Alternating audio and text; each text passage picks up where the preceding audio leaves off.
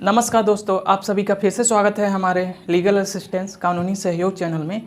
आज हम चर्चा करने वाले हैं SC/ST एक्ट 1989, जिसमें हम बात करेंगे कि हमारी SC/ST एक्ट हमारा क्या है और इसमें हमारा किस तरह से गिरफ्तारी का प्रावधान किया गया है और हमारा SC/ST में किस कास्ट पे हमारा SC/ST एक्ट लागू होता है, तो इसके बारे में हम जानकारी लेंगे। तो इसके पहले हम देखते हैं कि SC/ST एक्ट हमारा क्या है। अनुसूचित अनुसूचित जनजाति अत्याचार निरोधक अधिनियम 1989 है। इसमें हम देखेंगे SC/ST एक्ट क्या है, किन अपराधों के लिए यह एक्ट बना है, सुप्रीम कोर्ट ने क्या बदलाव किया है, क्यों लोग इससे गुस्सा में हैं और भविष्य में इसके मायने क्या हो सकते हैं। तो सबसे पहले हम देखेंगे SC/ST एक्ट क्या है, कब लागू हुआ, किन अपराधों के लिए है। तो अब देखते हैं सबसे पहले SC और ST एक्ट क्या है। जब हमारी इंदिरा गांधी की हत्या हो जाने के बाद राजीव गांधी की सरकार आई थी, तो यह कानून 1989 में राजीव गांधी सरकार के समय में आया था। 11 सितंबर 1989 को राजीव गांधी की सरकार का कार्यकाल पूरा होने वाला था। उस दिन संसद के पटल पर एक विधेयक रखा गया। जब राजीव गांधी की सरकार कंप्लीट होने वाली थी, तब संसद के पटल पर एक विधेयक रखा गया। इसे रखते हुए सरकार ने अपनी दलील दी, अपने ओर से दलील मतलब सफाई दिया कि इसे हम क्यों फेस कर रहे हैं, कि अनुसूचित जात और अनुसूचित जनजात के लोगों में तमाम सामाजिक आर्थिक बदलाव के बावजूद भी स्थिति बेहतर नहीं हुई। क्रूरता माने एट्रोसिटी, अत्याचार के कई ऐसे मामले सामने आए जिनमें उन्हें संपत्ति के साथ साथ जान भी गंवानी पड़ी।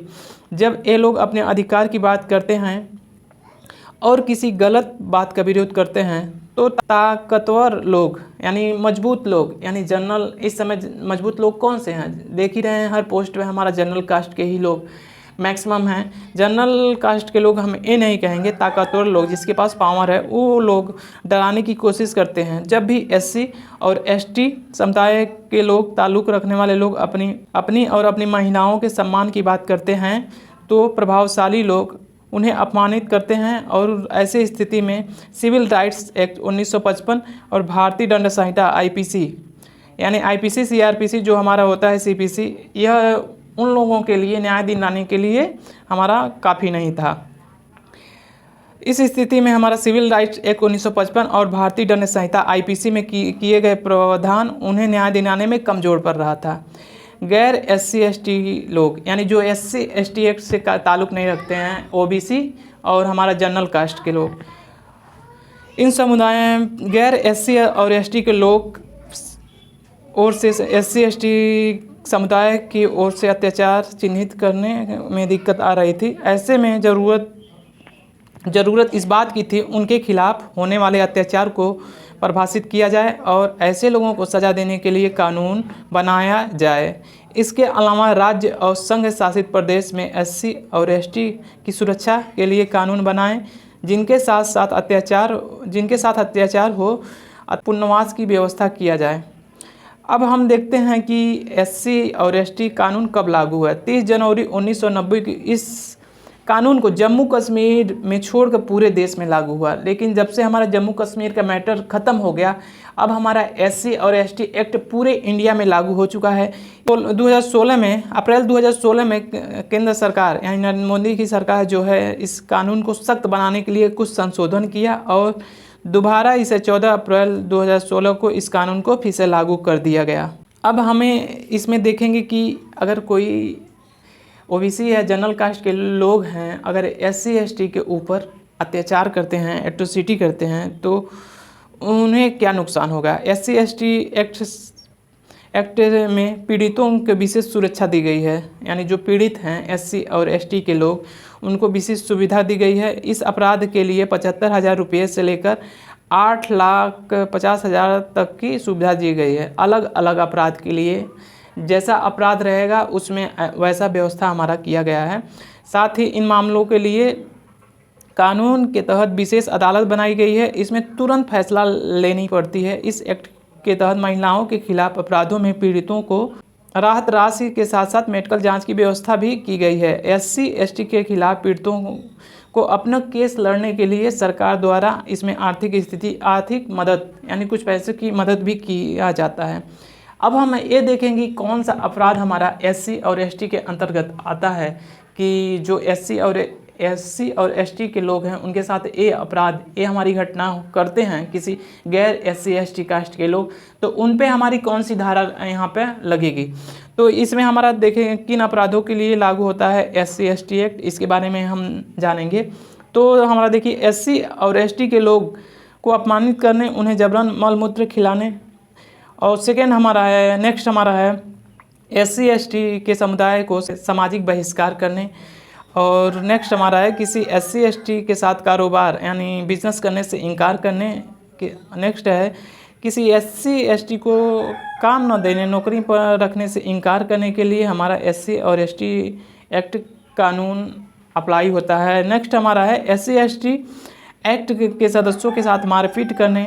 नेक्स्ट है उनके घर के आसपास या परिवार में उन्हें अपमानित करने या फिर उन्हें किसी तरह से परेशान करने, या समुदाय में किसी तरह से कपड़े उतार कर उन्हें नंगा करने, चेहरे पर कालिक पोतने। एक हमारा गुजरात का मैटर आया था शायद 2017 में, उसमें SC और ST लोगों को काली पोत कर या रस्सी बांधकर पीटा गया था। यह मामला पूरे देश में जोर शोर पे चला था, इसलिए हमारा पूरे देशवासियों को पता चल गया। लेकिन मैक्सिमम ये ऐसा अत्याचार होता रहता है, किसी को पता नहीं चलता है, ऐसे हमारी बात SC ST लोगों की यहाँ पे दब जाती है।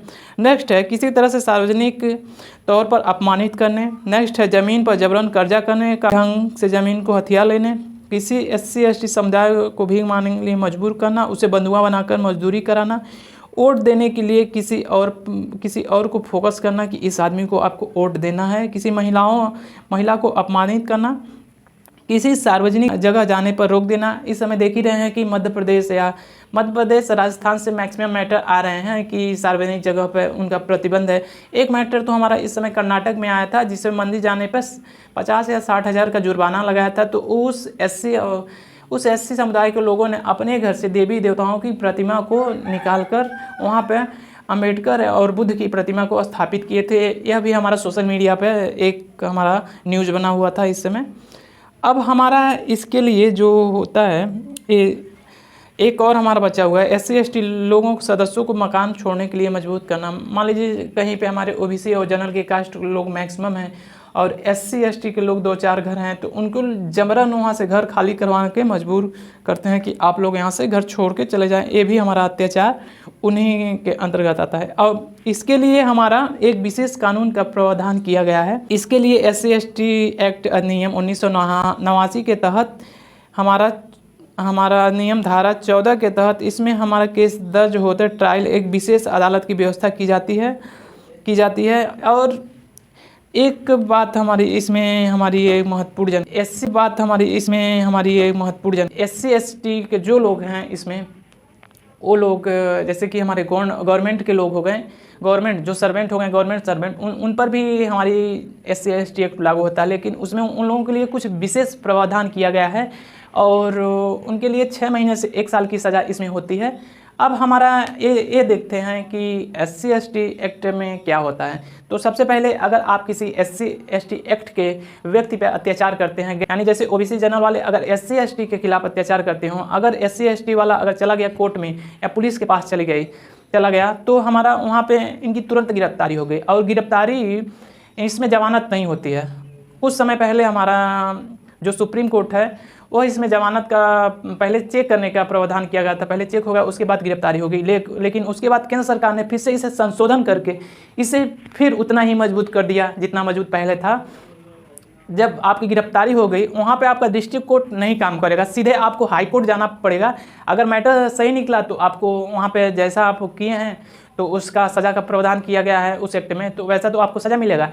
अगर नहीं किए हैं तब पर भी आपको वहाँ पे कोर्ट ही जाना पड़ेगा इसके जमानत के लिए, अगर गैर SC ST के लोग हैं अत्याचार करते हैं तो इस तरह से आज का हम पूरा डिटेल SC और ST एक्ट के बारे में बता दिए हैं।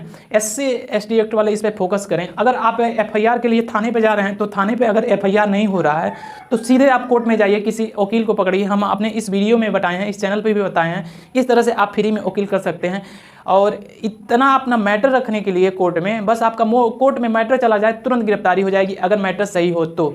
तो इस तरह से अगर आप थाने पे जा रहे हैं, एफआईआर दर्ज नहीं होता, तो सीधे कोर्ट में जाकर आप एफआईआर दर्ज करवा सकते हैं। उसके लिए एविडेंस आप अपना सुरक्षित रखें। जो भी एक्ट आपके साथ जो भी एट्रोसिटी यानी अत्याचार हो रहा है उसका एविडेंस आप अपने साथ सुरक्षित रखें।